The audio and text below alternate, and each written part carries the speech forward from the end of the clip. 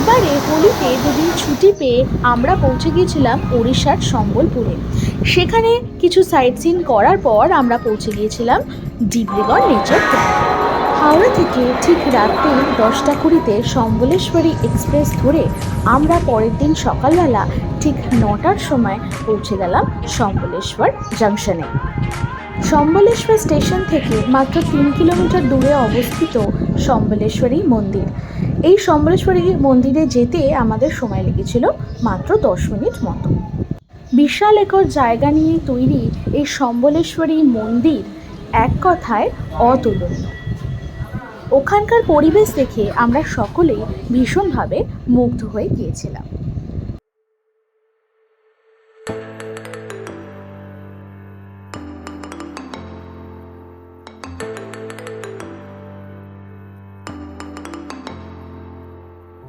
সম্বলেশ্বরী মন্দির থেকে আমরা গিয়ে পৌঁছলাম মা ঘণ্টেশ্বরী মন্দিরে, যেটা ওখান থেকে দূরত্ব ছিল প্রায় 18 কিলোমিটার এবং ওখানে পৌঁছতে আমাদের মোটামুটি 30 মিনিট থেকে 45 মিনিট মতো লেগে গিয়েছিল।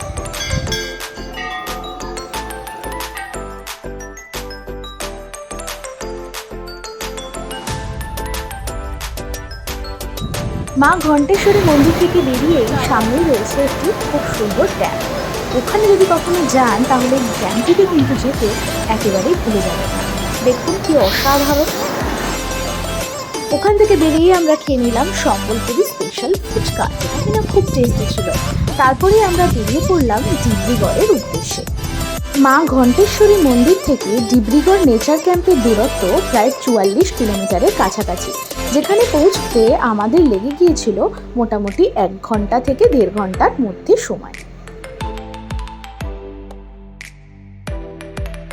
ডিব্রুগড় নেচার ক্যাম্প যাওয়ার রাস্তাতেই দেখতে পেলাম বাইসন, যেটা দেখে আমাদের সকলেরই এক্সপেকটেশন কিন্তু তুঙ্গে চলে গিয়েছিল।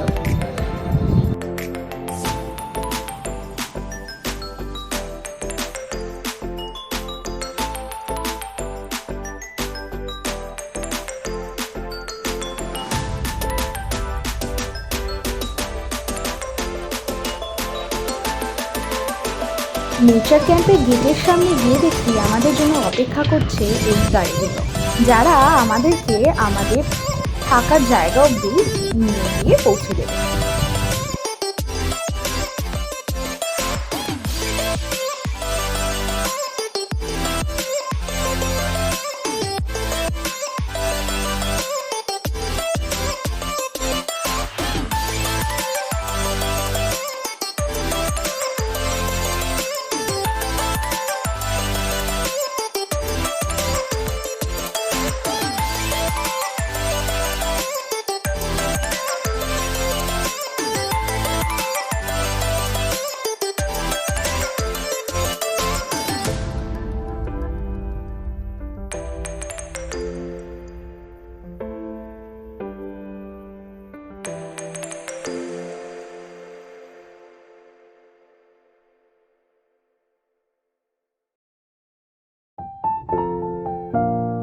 সামনে যে কটেজটা দেখা যাচ্ছে ওটাই ছিল আমাদের সেই দিনকার আস্তানা।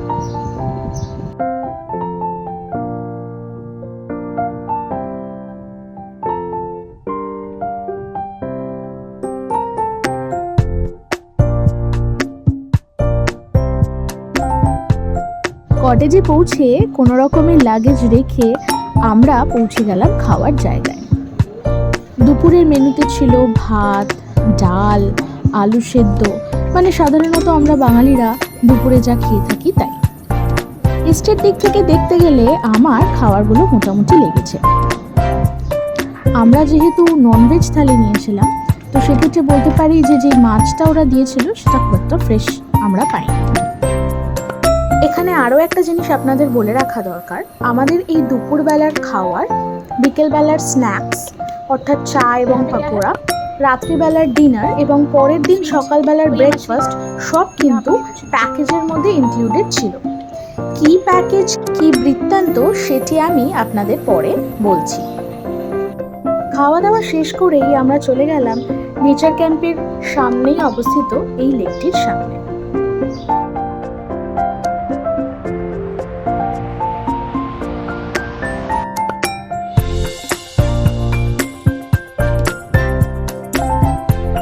সরাসরি চলে গেলাম বোটে করে এই লেকের আশপাশটা ঘুরে দেখার জন্য। এই বোটে করে লেক ঘুরে দেখানোর ব্যাপারটাও কিন্তু আমাদের ওই প্যাকেজের মধ্যে ইনক্লুডেড ছিল।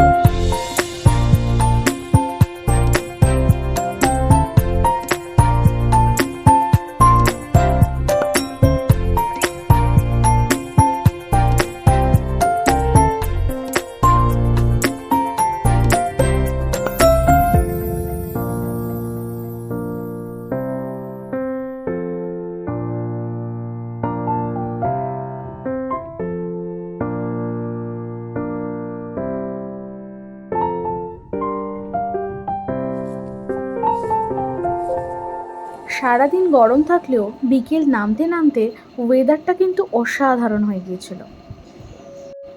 আর তারপরেই যেটা হলো, যাই হোক, আগের রাতে ঝড় হওয়ার কারণে পরিবেশটা অনেক বেশি ঠান্ডা হয়ে গিয়েছিল। যাই হোক, এবার কাজের কথায় আসি। আমরা নেচার ক্যাম্পে 2টো সুইট বুক করেছিলাম, যার মধ্যে একটা রুম ট্যুর আমি এখানে দিতে চলেছি। প্রত্যেকটা সুইট প্রতি আমাদের পড়েছিল 5,000 টাকা পার ডে। এবার এখানে যদি একজন বা দুজন কেউ এক্সট্রা আসেন, তাহলে সেক্ষেত্রে আপনাকে 1,000 টাকা এক্সট্রা পে করতে হবে। অর্থাৎ একটা সুইটে 2জন অ্যালাউড। এছাড়াও যদি এক্সট্রা একজন বা দুজন আসেন, সেক্ষেত্রে জন প্রতি আপনাদের 1,000 টাকা করে পে করতে হবে। এবং এই যে আপনি পুরোটা পে করলেন, তার মধ্যেই কিন্তু সবটা ইনক্লুডেড, অর্থাৎ 4টে মিল, আর আগের দিন বিকেলবেলা বোটে করে ওরা যে আমাদের 1 ঘন্টা ঘুরিয়েছে সেটা। যাই হোক, এরপরে আমরা বেরিয়ে পড়লাম সাফারির উদ্দেশ্যে। সাফারির ক্ষেত্রে আরও একটা জিনিস বলে রাখা দরকার, এই সাফারিতে ঢোকার জন্য যে টিকিটের প্রয়োজন হয়, সেই টিকিট কিন্তু আমরা আগে থেকে অনলাইনে বুক করে রেখেছিলাম। যেহেতু আমরা 7 জন ছিলাম, তাই আমাদের 8 সিটার একটা সাফারি কার নিতে হয়েছিল, আর আমরা মোট 2 ঘন্টার জন্য সাফারি বুকিং করেছিলাম। এবার আপনাদের এই সাফারি বুকিংয়ে কত টাকা লাগবে সেটা ডিপেন্ড করছে আপনারা কত সিটারের গাড়ি বুক করছেন তার উপর।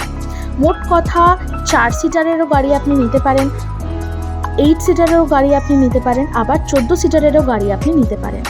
অর্থাৎ কত সিটারের গাড়ি আপনি নিচ্ছেন সেই তার ওপর এবং কত ঘন্টা আপনি সাফারি করছেন তার উপর ডিপেন্ড করবে আপনার বুকিংয়ে কত টাকা লাগছে সেটা।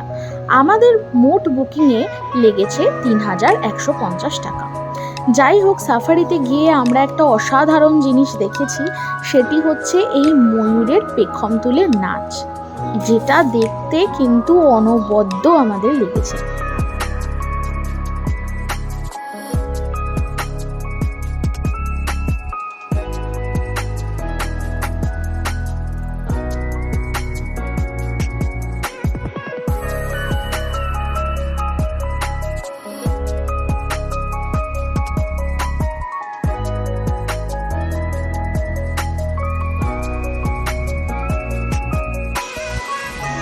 এছাড়াও আমরা ওখানে হরিণ, বাইসন, বোর ইত্যাদির দেখা পেয়েছিলাম।